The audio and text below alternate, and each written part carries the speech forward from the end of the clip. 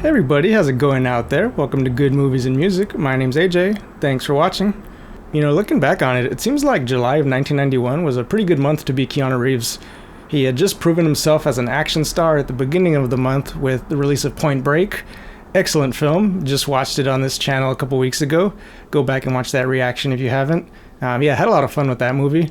But then like a week or two later, we get the sequel to Bill and Ted's Excellent Adventure, which I don't think it's much of a stretch to say that was an unexpected hit.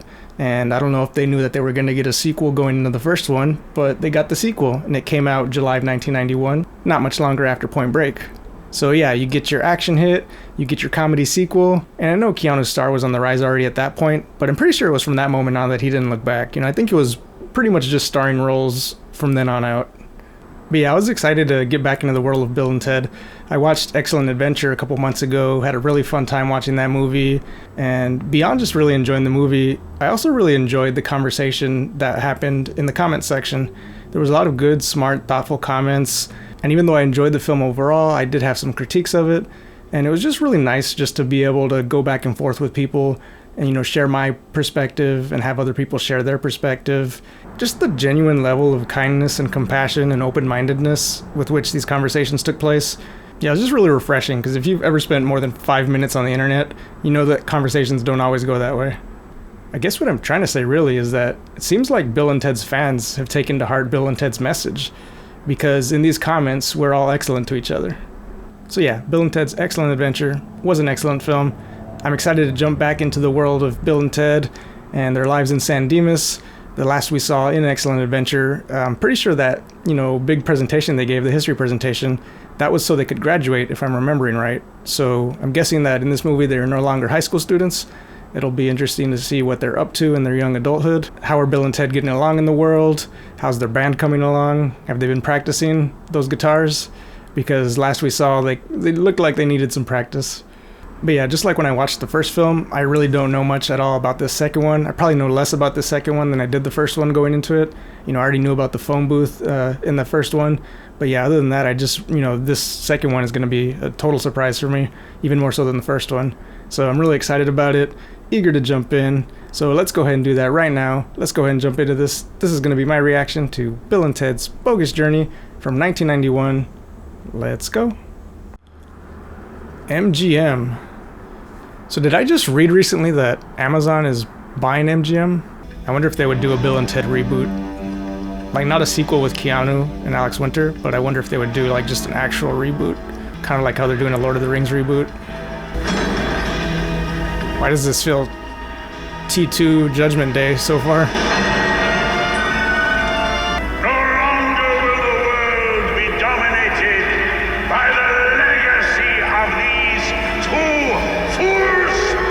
I'm so excited to be back in this world. Bogus, there it is. Is this like the dark, grim and gritty sequel? Is this the movie that created that concept? Look at these Mario and Luigi looking people. What do we got? Is George Carlin back? There he is. Greetings, my excellent pupils. Say hello to an old friend, Thomas Edison. Hello there. And Sir James Martin of Faith No More. Founder of the Faith No More Spiritual and Theological Center. You want it all, but you can't have it. Repeat.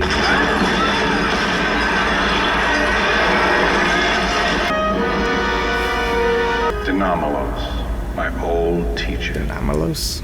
Rufus, my favorite pupil. Soon, the system will never have existed. With the aid of my secret weapons. Ooh. How's it going, dudes? That's a twist. There's another twist. Oh. If I'd have seen that as a little kid, that would have just ruined my whole week. I'd have been so freaked out. First, we totally kill Bill and Ted. Then we take over their lives.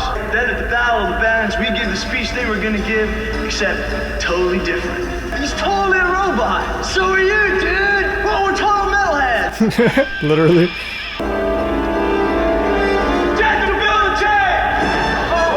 They even got the sunglasses. This had to have been influenced by Terminator, right? I don't know if T2 was out by this point, but for sure, the first Terminator. I mean, killer future robots wearing sunglasses sent back to our present to kill somebody who is going to have a revolutionary effect on the future. And this is Ted! Theodore! Logan! Joanna! And Elizabeth! And we are Wild Ted! Guys, you keep telling me you're gonna be the greatest band in the world, but you stink. I mean, the girls, they can play, but you guys? Girls mature faster than guys. Or since you guys do work for pretzels and cheese, I'm gonna give Is you this a Pam shot. Grier? Excellent! Oh, Jackie Brown herself. Should be a most resplendent birthday party. It's one of the nice touches of this series is giving these guys just these gnarly vocabularies. Resplendent. I was definitely not saying that as a late teenager. darling. Hi, guys. Hey, Missy. Mom. It's carrying that same joke over from the first movie. I can't believe Missy divorced your dad and married mine. I didn't even notice that. That's because what we wanted to say was, excuse us, dude.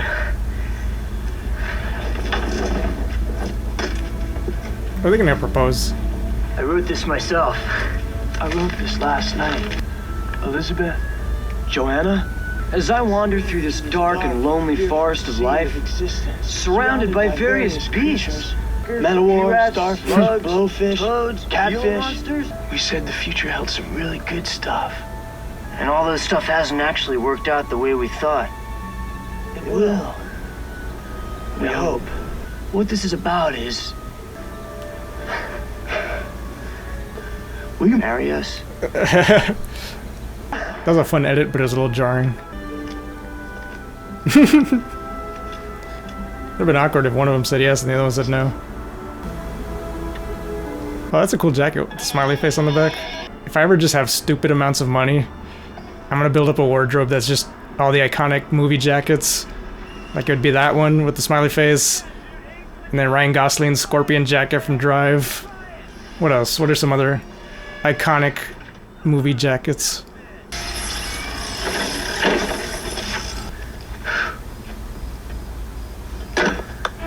I wonder if after we're married, the princesses will stay over with us.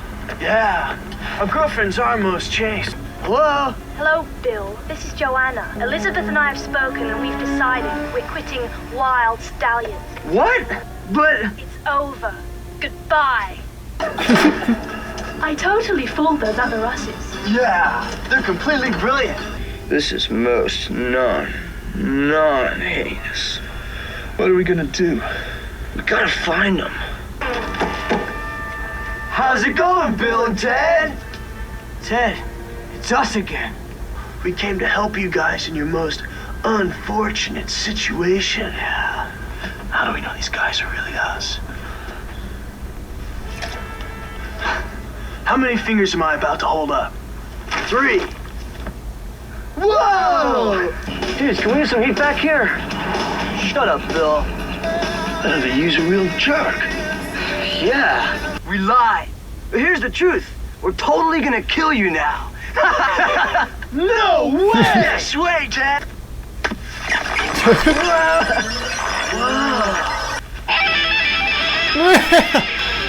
Let's go. Oh, I meant to say earlier, the first time they ripped their faces off, one of my first, just nightmare fuel moments in terms of watching movies as a kid was watching Total Recall. And I wasn't even watching it. I was just in the room as it was playing.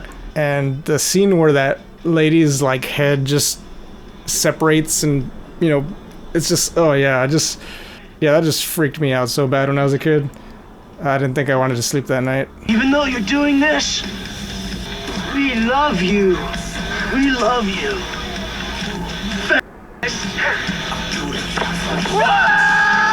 See, I had an issue with that in the first movie and went really into it, and it makes way more sense in this movie, in this context, where they're clearly the villains, you know? You want to take the van? Nah, it's beat. What was it that in the 80s and early 90s that was the style of, like, that's just what we thought futuristic computers were going to look like? Just all those lines and grids like that.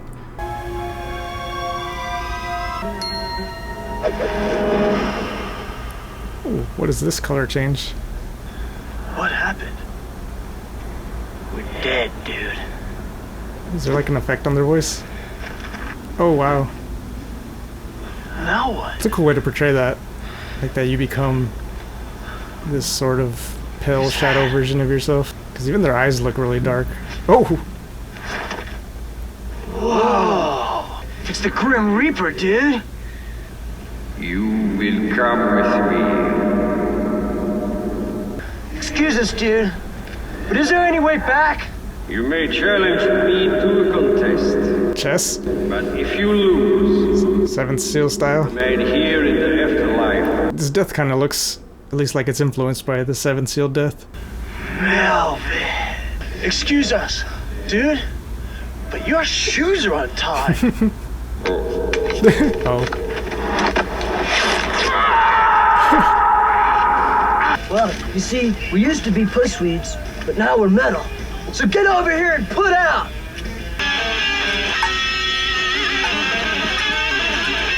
I hope this works.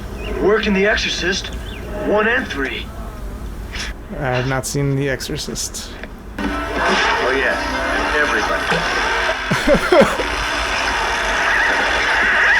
My son, Ted Theodore Logan, and his friend, Bill S. Preston Esquire, have been murdered. I totally possessed my dad. Just like jazz guitar. Okay. Whoa. Are they going to hell? What's deeper, this or the bottomless pit in The Golden Child? I remember bottomless pits being a real thing in the 80s and 90s. Like, being a kid in the 90s, it was a real concern that someday you might stumble upon a bottomless pit and fall into it. That and quicksand. No way. Yeah. We got totally lied to by our album covers. Whoa. That looks pretty cool. Who's that? Ted. Who do you think it is, dude? I'm just gonna put this out in the universe right now. If I'm ever successful as a filmmaker to where I get to pitch projects and pick projects, in terms of like IP, I want my shot at a Doom movie. I would really love to do a Doom movie. I have ideas. I throw it back old school though. I'm talking original Doom. Just like one Marine in over his head, not sure what he's walking into. Like, I'm sure the new Doom is fun to play, being a Doom Slayer and having all these crazy powers. But in terms of a movie, I feel like you gotta throw it back to that original story and do it faithfully. I don't think it's a coincidence that Event Horizon is my favorite horror movie, because I was playing a lot of Doom around the time that came out. I think being raised Catholic definitely had something to do with all of it.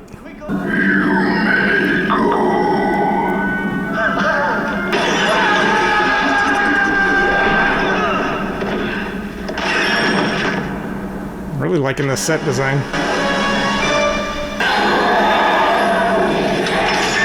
Now where are we? Whoa. Just really digging the set design in this movie. Who's that? It's Colonel. Oh, it's a barracks. That's pretty cool. It's like this really warped psychedelic Alice in Wonderland's barracks. Is that clear? That background, it kind of just looks like a real life Looney Tunes cartoon. What?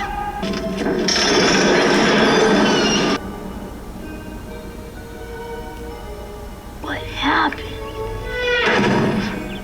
And this movie's a lot more ambitious than I thought it would have been.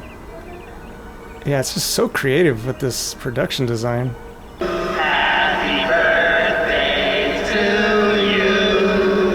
Alright, if Excellent Adventure was pot, then Bogus Journey is acid. This also kind of feels very Tim Burton-esque. There's only one way out of here, man! You're right, dude! We gotta play the Reaper!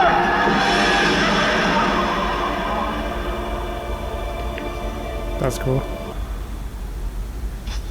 Battleship. You have sunk my battleship. Excellent! Best 2 out of 3. Excuse me, Dad? Oh, now what? Well, could you take us to someone who could help us? This way. Ted. What? Don't fear the Reaper.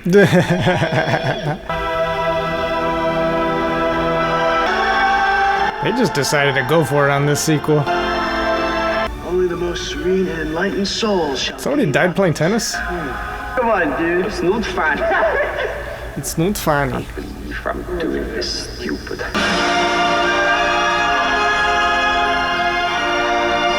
This music feels like in Goonies where they see the pirate ship for the first time. We died, most unfairly, but we won the chance to come back. We need to construct something to help save the women we love. We were thinking along the lines maybe of a scientist or something.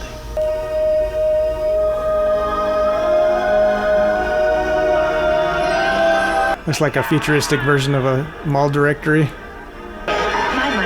What on earth? I guess what in heaven is... The most brilliant scientist in the entire universe would be from Earth. That brings up a good point, is if you believe in the afterlife, and this sort of afterlife, what are the limits? Like, is it the afterlife for the whole universe? Like, would that be your first time seeing aliens, as if you made it to heaven? You've been referred to Ted and me as the most brilliant scientist in the whole universe. How would you like to come to Earth with us and help us build good robot us's to save 2 beautiful princesses from bad robot us's? What a journey this has been already.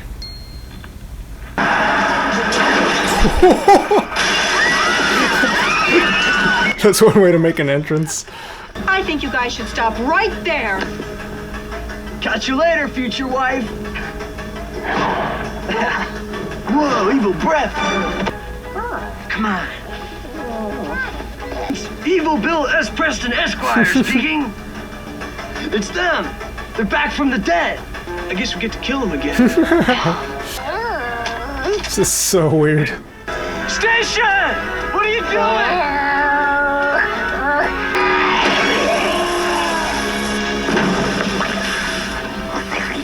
What just happened?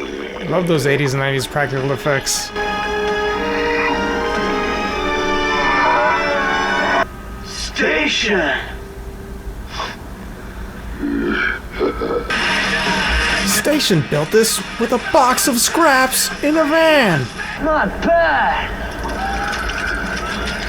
Together, we are Wild Stallions! We're Wild Stallions! It's gonna be a true battle of the bands. Catch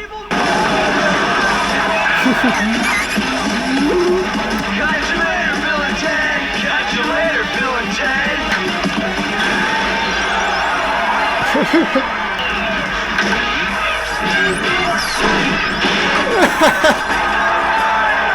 That was way easier than I thought it was gonna be. I guess it's the journey, not the destination. I am the Normulus, and I must see to it that you die. Excellent! Then we'll get a cage.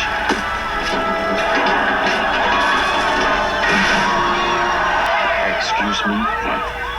Your shoelaces untied. Can I Melvin him?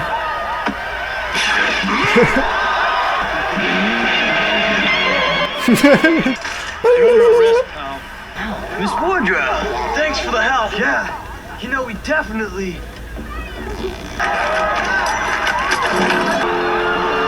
Rufus! So, you are Mrs. Wardrobe all alone? Hey, would anyone else have let you in this contest? That was a fast 16 months of intensive guitar training, dude. Yeah!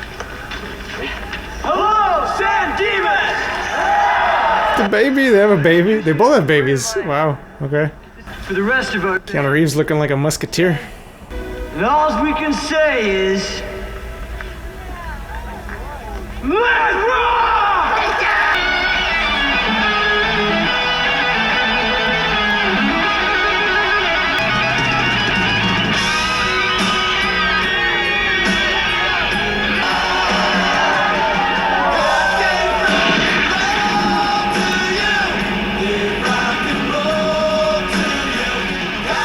crops increased 30%. Is that hinting that they solve world hunger with their music?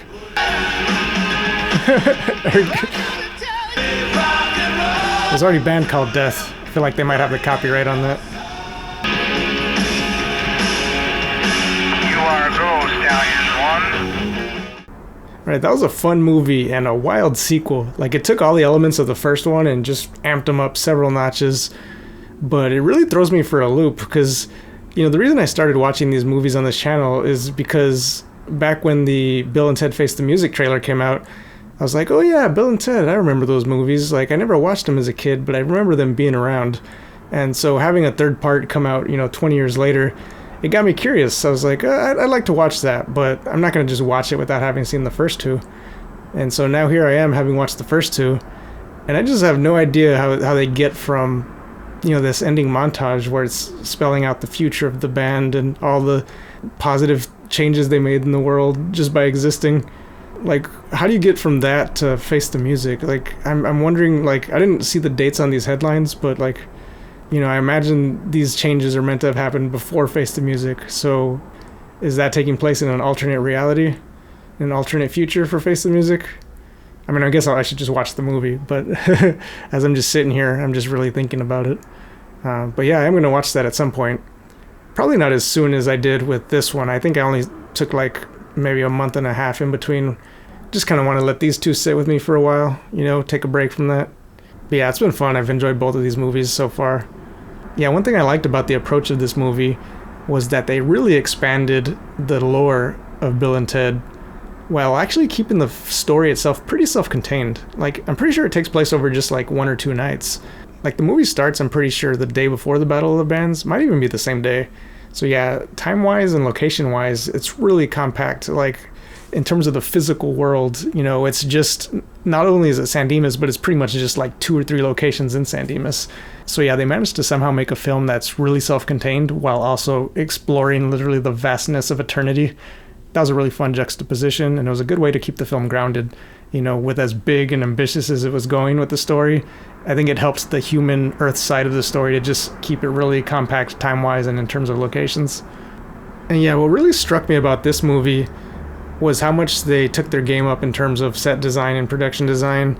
Just emphasis on color and scenery and composition.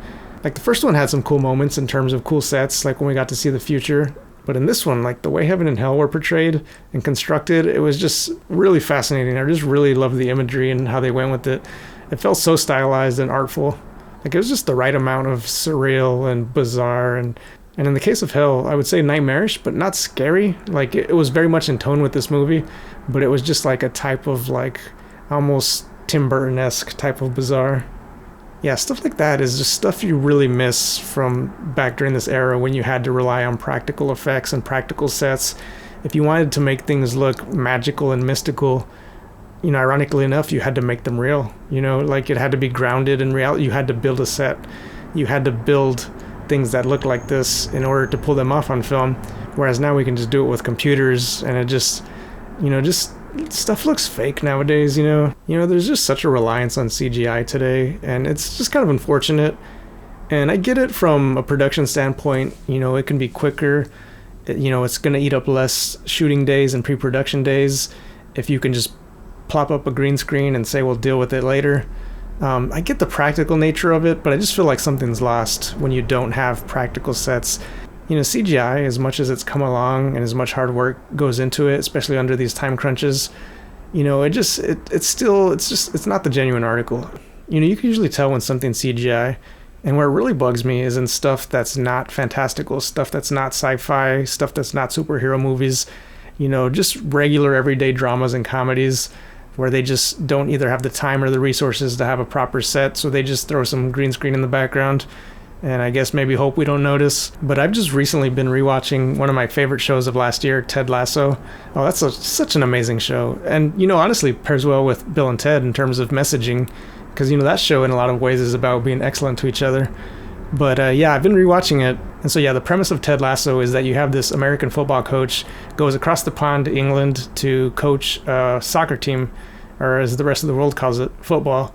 And yeah, there's a moment in an episode where Ted runs across the soccer field, I guess the pitch they call it, And yeah, he runs across the pitch, and you see the stadium in the background, and it's a wide shot, and it looks so fake. Like, Ted Lasso, I love the show.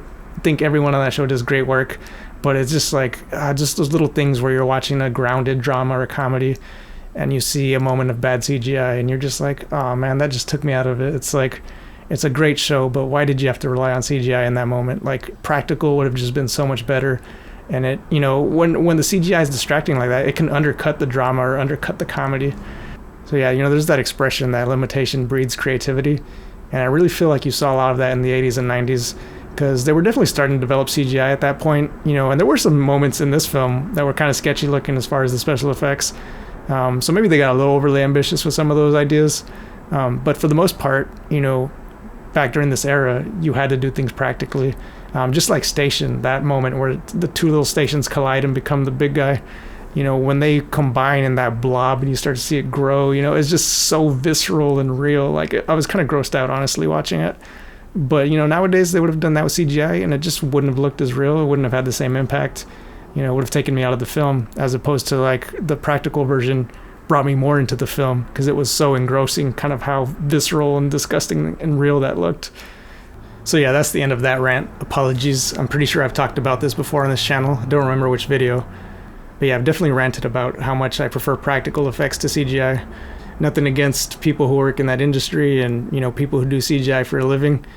I've read stories. I know how hard that can be working in that industry. So you have my sympathy. But yeah, I prefer practical effects just aesthetically. Yeah, so what else do I want to say about this movie? I mean, it was a fun time. And now more so than I was this time last year, I am really looking forward to Face the Music and really interested to see where they're going to go with that. So yeah, that'll be, like I said, a couple months down the line, later this year, maybe early next year. We'll see. There's so many movies in so little time. So yeah, I'm going to go ahead and call it a day for today. If you like this video, go ahead and give it a thumbs up. And if you want to follow along with more of my movie reactions, doing this every week, go ahead and hit that subscribe button and ring the bell so you can get notifications when I upload a new video. Signing out for today, my name is AJ. This has been Good Movies and Music. Thanks for watching and have a good day.